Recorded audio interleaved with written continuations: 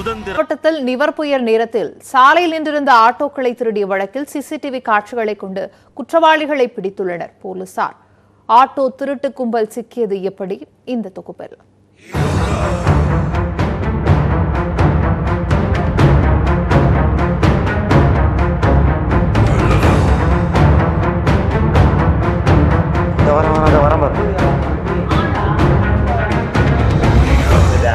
நிவர் புயல் தமிழகத்தையே புரட்டி போட்டுக் கொண்டிருந்த நேரத்தில் ஒரு கும்பல் சாலையில் நின்றிருந்த ஆட்டோக்களை குறிவைத்து திருடியுள்ளது.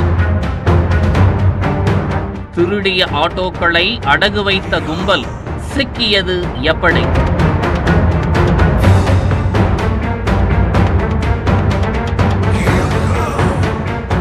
ஆவடி பட்டாபிராம் சாலையில் ஆட்டோக்கள் நிறுத்தப்படுவது வழக்கம்.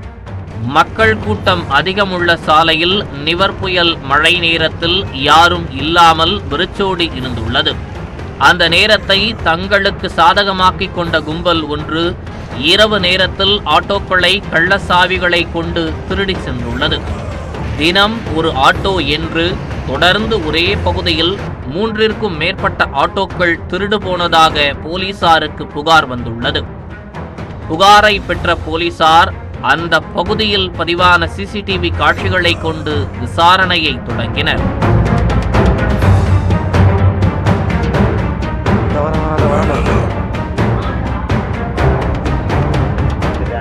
மழை நேரம் என்பதால் சிசிடிவியில் காட்சிகள் தெளிவாக பதிவாகாமல் இருந்தது. மேலும் தனிப்படை அமைத்த போலீசார் தொடர்ந்து விசாரித்து வந்தனர். தொடர் விசாரணையில் தண்டையார்பேட்டை பகுதியை சேர்ந்த சிலரை போலீசார் சந்தேகப்பட்டனர். விசாரணையில் அந்த கும்பல்தான் ஆவடி பட்டாபிராம் பகுதியில் ஆட்டோக்களை திருடி கைவரிசை காட்டியது என்று உறுதி செய்யப்பட்டது. திருட்டில் தொடர்புடைய தண்டையார்பேட்டையை சேர்ந்த 18 வயது புஷ்பராஜ், எர்ணாவூர் சுனாமி குடியிருப்பை சேர்ந்த 21 வயது பெருமாள், கொடுங்கையூரை சேர்ந்த 26 வயது பிரதீப்குமார், கொருக்குப்பேட்டையை சேர்ந்த 24 வயதான நரசிம்மா ஆகியோரை போலீசார் சுற்றி வளைத்து கைது செய்தனர்.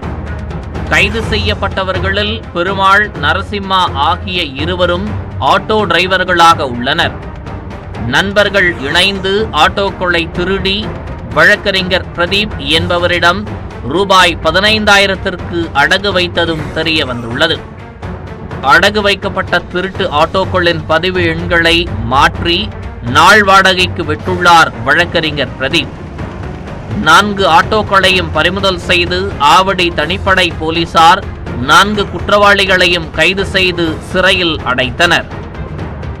சாலையில் நின்றிருந்த ஆட்டோக்களை திருடிய கும்பல் வேறெங்கும் கைவரிசை காட்டியுள்ளதா என்பது தொடர்பாக போலீசார் விசாரணை நடத்தி வருகின்றனர்.